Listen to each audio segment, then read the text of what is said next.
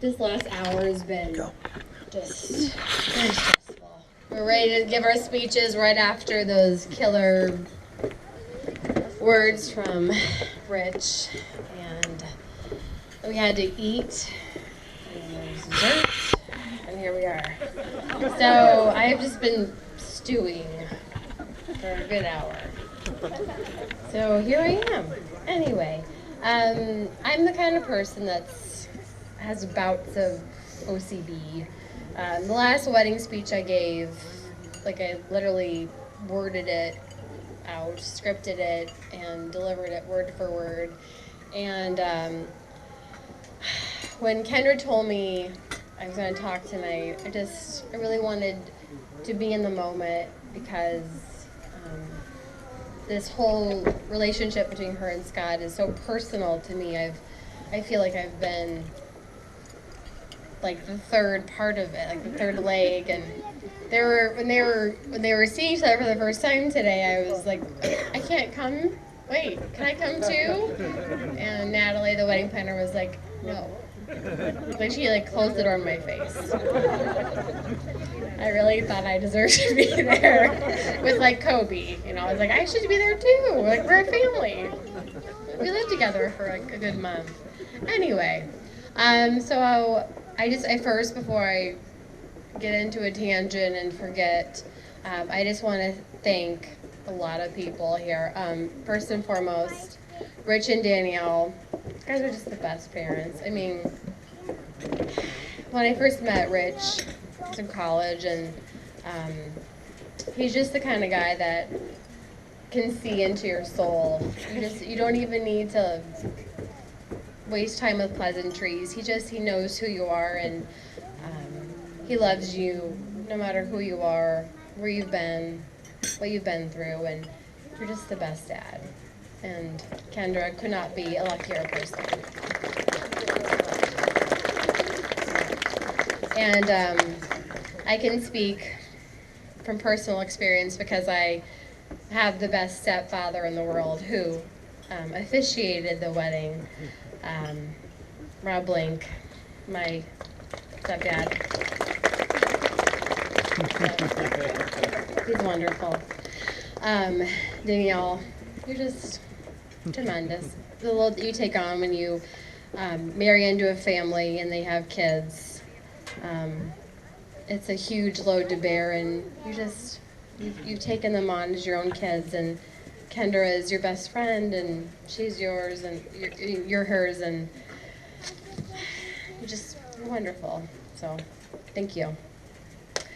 To Kendra's mom, Deb, and her husband, Steve, I'm so happy to meet you guys today. I'm so sorry it's been so long, but I see where Kendra gets a lot of her strength, and just great to finally meet you guys and get to know you. So, and then, of course, Scott's parents,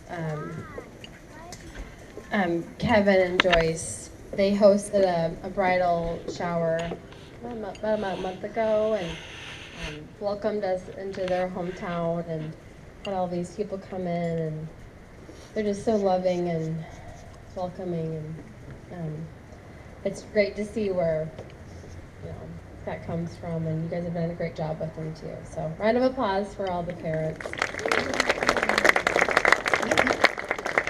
Okay, so past the introduction stuff. I met Kendra probably it was my sophomore year of college, and met her through a friend. I remember her saying, you'll like her, you like her, you like her. And we went out for drinks, and we hit it off.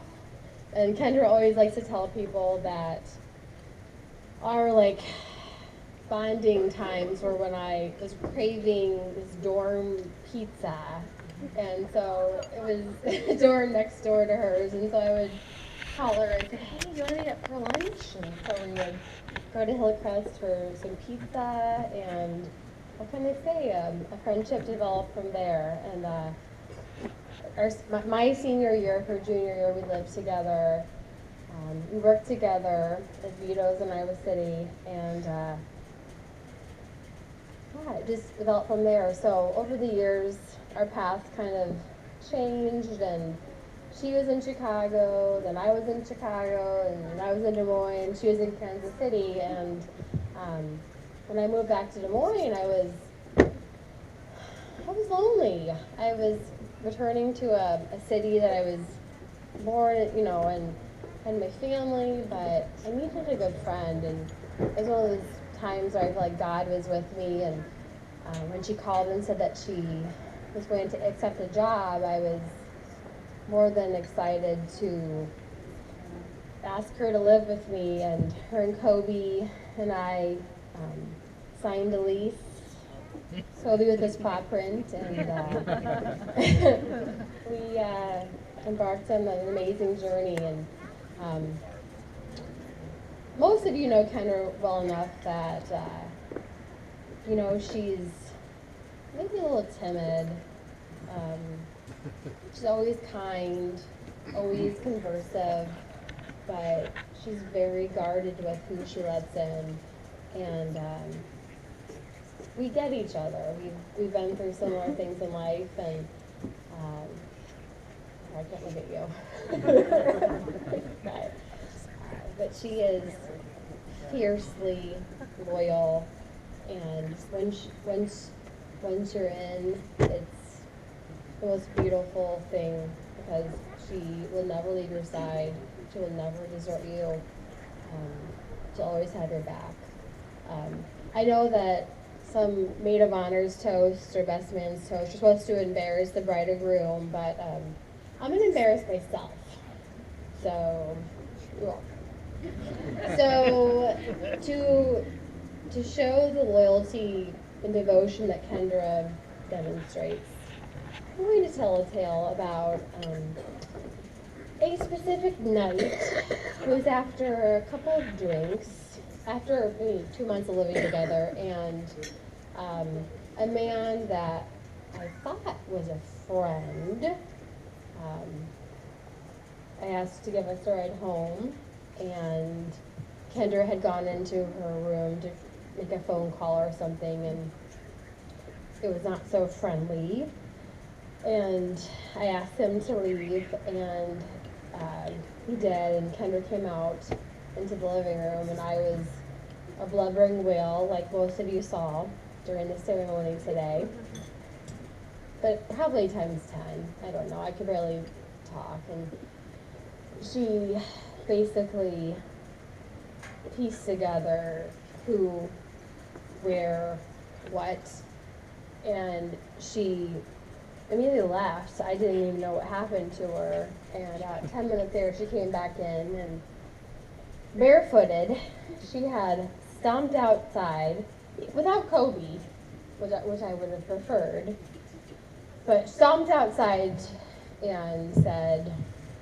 if you ever say a word to Melissa again, I will kill you. I will kill you. Barefooted, all 5'1" of her, 110 pounds soaking wet, threatened this person with their life because he had insulted my dignity and hurt my feelings, and it shows that, I think it was just that moment I just knew that it wasn't even a best friend, it was my soulmate. So anyway, I'm already running too long.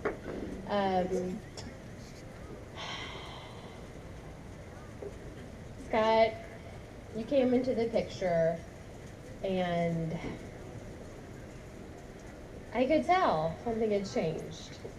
She was apprehensive, just like she was with me back in college, but slowly but surely, like I did, you broke those walls down. So, I had kind of, probably like most parents would, I had some reservations about giving her away today, and kind of just like, well, there's a car running outside. I didn't say that. I was just thinking, like, hey. But I am okay with giving her to you under some circumstances. There are some terms. and I'm going to read them. So I have my mom, bless her heart, Kim Blink. She wrote out my notes, and then I have my turns here. Contract. Number 1, install dark blinds in the bedroom for when Kendra gets a migraine. We all know this. Her room is pitch black. And it's great when you want to get a good night's sleep. Number 2, when she does get a migraine, you need to baby her. Sprite, crackers, whatever she needs. But then you have to get away. Leave her completely alone. Don't touch her, don't talk to her, don't turn on a light nearby. You don't exist. Okay? That's number 1. Then 2. Number 3. If there is any food in the kitchen that has expired or is starting to grow mold, please throw it out. She is no longer allowed to eat around the gross spots on cheese and bread. Don't let her call Rich and ask about moldy cheese. Just throw it out. She'll eat it. And I don't want to see about some hospital stint where she ate some bad something or other. Don't do it. Number 4. This is a big one. When arguing, Kendra is always right. Even on those rare occasions when she isn't. All right, number 5. Oh, this is a good one. Excellent. Rich is helping me talk these through today. When Kendra has a rough day, make her a dirty martini, extra dirty, which means olives. I don't like martinis. If it is an especially bad day, you can make her a second. Under no circumstances, however, should you ever make her a third. She will crash, and she will crash fast. She knows that rule, but she never abides by it. I tell her every time. All right, number 6. Kendra and her Pinterest. Where do I begin with this one? When she breaks into her wild hysterics over pictures of dogs and pantyhose, runs over to show you, you gotta laugh. Even if it's ridiculous, just laugh. Okay? If she's by herself in a random room, and she's laughing, 8 times out of 10, it's her thing. Don't touch it. Number 7, shoes. Okay, now most women love shoes. But Kendra loves shoes. No matter how much or how many, you must support this obsession. You must praise her choices. Always love them. They're so cute. And be prepared to build more closet space should the need arise. I know you've already had to deal with this a little bit. It'll get worse. All right, number 8. I'm wrapping up. I'm really sorry, guys. It's my moment. I guess it's a bit more serious. Scott, you must support Kendra and her career aspirations and love her for wanting to be the best version of herself. She's constantly striving for success, and it's one of my favorite things about her. She's always wanting to be better, and personally and professionally, but I love her tenacity, and it's always inspiring to still watch her, strive for more.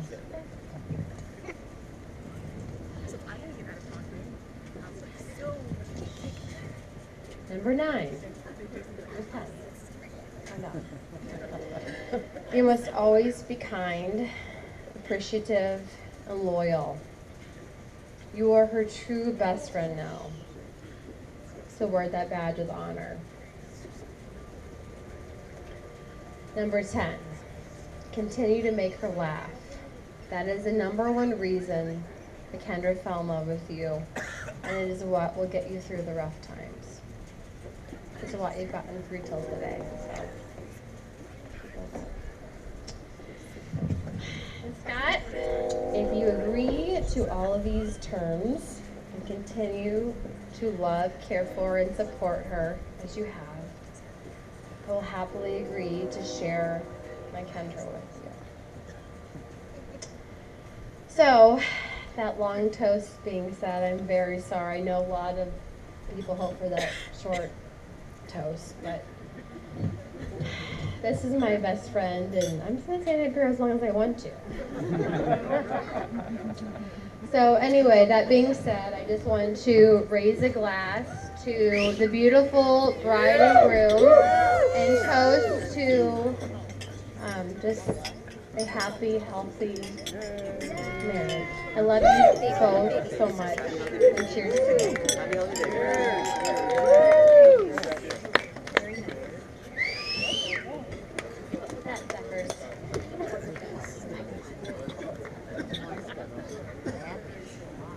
No pressure, Dustin.